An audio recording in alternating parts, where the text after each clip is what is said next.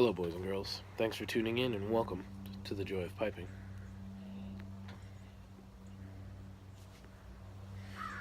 The almighty Savinelli Roma 673, also known as the Friday Savinelli, one of the best smoking pipes I've ever owned. And in it, I've got some 5-year-old Escudo. Good stuff.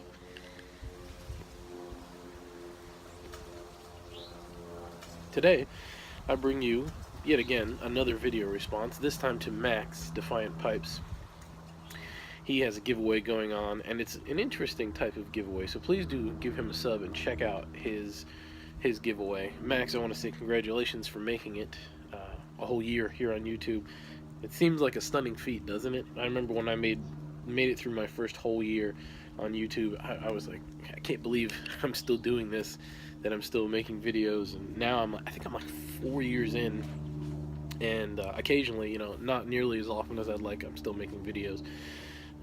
And it's a fun experience because this is a great community, and I agree with you very much that there's a lot of wisdom to be had in this community and a lot of great guys here. So thank you for sticking out the whole year and continue to make the great videos that you've been making.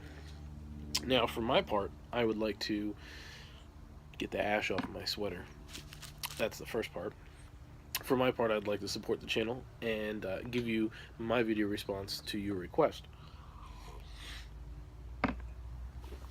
And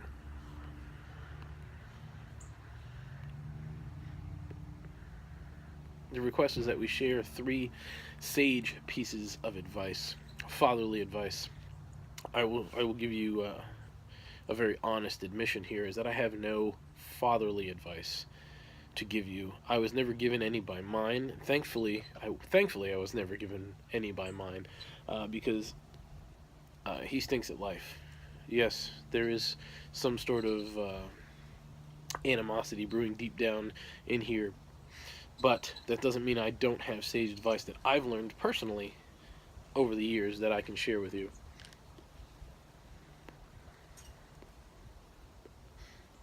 Mind that little tangent, that very short tangent about my father. YouTube is incredibly therapeutic, so sometimes I share a little bit more than I intend to. So let's start with the sage advice. Number one, do not, under any circumstances, work on your birthday. It sounds childish, I know. This year, December the 3rd, will be my 30th birthday.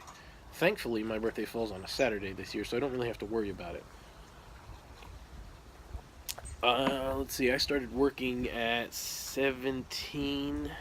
Was I 17? Yeah. My first job was when I was 17, and I'll be honest with you, every time I worked on my birthday, I was utterly screwed. I remember, I think I was 18 years old, I was working at DirecTV, I was one of their install technicians, service guys, and none of my customers were home that day. It wasn't even supposed to be my day on. Not a single one of my customers was home that day. Around about 12:30, when I got to a call that would actually let me come to the house and take care of it, I was getting cussed out by a customer because DirecTV failed to tell them something. And of course, because I'm wearing a uniform that says DirecTV right here, they assume that I'm the one to blame, and I caught an earful for probably half an hour before I said, you know what? I think you'd be better served by one of our field service supervisors. Let me go ahead and call the office. And I left, and I quit my job that day. I would hate to go, I'm not even going to waste the time to go into detail to tell you how bad the job was before that, and the series of events that day that led up to that moment, but I can tell you it was horrendous, and that day was kind of straw that broke the camel's back, and that is when I decided I no longer work on my birthday. Now, of course, there have been a few exceptions to the rule. A couple years ago, I was turning 28 that day. I worked on my birthday. That was a Thursday. I assumed that it would be a pretty straightforward job. I do heating and air conditioning for a living, and that ties into sage piece of advice number 2. I'll tell you about that in a bit. I do heating and air conditioning for a living. I was installing a system. This should have been a straightforward in and out kind of job, back to the shop by 3. By 7:30, I was just then starting to pack up to get ready to go home.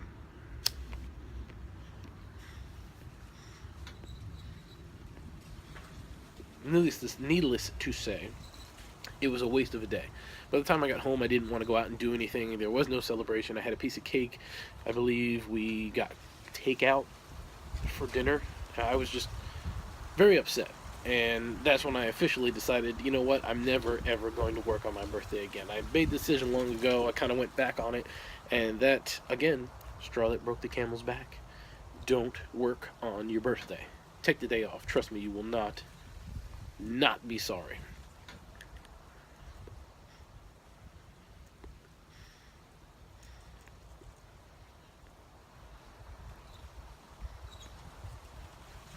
Sage piece of advice number 2. As I said, it ties into what I do for a living, heating and air conditioning, but everybody has some skill that somebody else desires. So do not, under any circumstances, give away your skill and knowledge for free. I can't tell you how often I get people calling me or asking, can you come by, can you stop by and take a look at this? My air conditioning's not working, or my heating system's not working. And they ask me to come by, and I tell them, it's going to cost you $50 service call fee for me to come out and take a look, tell you what's wrong with it, and then we can talk about what it costs. And sometimes I'll waive that fee. Occasionally I'll go out, just give them a general estimate, and then other times people, I have to go with that $50, because I know if I don't charge right then and there, I'm not going to get anything in the end. That they're going to try and get the entire service for free. And I have good customers. I had one that I did ductwork, a whole big ductwork change out for a couple of months ago, because they were just moving into a house, and they were more than happy to admit that despite my young age, I knew what I was talking about, and they're okay with paying me to do the work and understanding. I gave them a free estimate, and it took a couple weeks of going back and forth, but I got the job, and everything went perfectly, and they're very, very happy with the work. But there are other people out there that say, well, we're friends. I don't know why you wouldn't just do it for free. Because I work real hard to get good at what I do, and I took a long time to get all this experience and knowledge, so I don't give it away for free. I don't see NASA giving away free secrets to space travel. I would say I don't see guys, these financial guys giving away free secrets. They give away secrets, but they give away the crappy secrets. Okay. You don't call your plumber and he tells you how to snake a drain. No, if you don't know how to do it, he's got to go back and make money fixing what you messed up. Same thing with the electrician. Same thing with the alarm company. Be it the fire alarm, the security alarm company, the mechanic that works on your car. Yeah, sure, you might be able to fix the part, but you couldn't figure out what was wrong with it, so why shouldn't he benefit from it? It's a skilled trade. That's how this society works now. So don't, under any circumstances, give away your knowledge and your experience for free.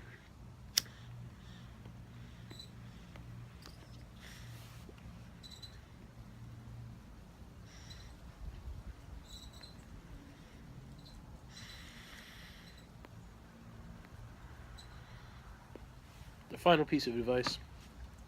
The final piece of advice. Learn to love silence. A lot of people take silence for granted. We always have the phone. I'm actually staring at my phone right now. That's what I'm recording my video on, and when I'm done with this video and I'm done uploading it to YouTube, I'll go back to watching videos on YouTube.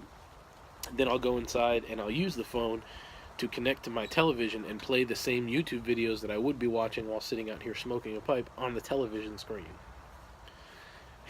There's no silence anymore. There's no peace and quiet. That's a thing that's long gone. So learn to love those times when it's dead quiet in the house. Occasionally when I come home, I leave the TV on for the dog. I'll come home, I'll shut the TV off. There's nothing going on. The only thing I hear is the whir of the compressor on my old ass refrigerator. And that's all I listen to. Or I come sit outside and I listen to the leaves and the wind. Or I listen to the birds and I can hear dogs in the distance. I very rarely hear vehicles driving by, which is very nice. I like this little subdivision. But silence is one thing that we always take for granted. And it's unusual that there are so many people that are not okay with silence. So learn to love quiet, because quiet time is when you can do your best thinking. I gotta admit that I'm a very impulsive person. Not impulsive, okay. I'm gut instinct type of person. If my instincts say do it, I do it. That's how I ended up in North Carolina. That's how I've gotten to the point where I am right now in my career, in my life, because I trusted my instincts. And if it's too loud to hear that little voice inside, you're never going to hear it. You'll never know what to do. So you need to learn how to love the sound of silence. You need to learn to deal with no noise, with no distractions. So accept the fact that sometimes you need a little quiet time to recharge. So let's recap our 3 pieces of advice here. Number 1, don't work on your birthday. Number 2, don't give away any of your knowledge or experience for free. And number 3, learn to love the sound of silence. Hopefully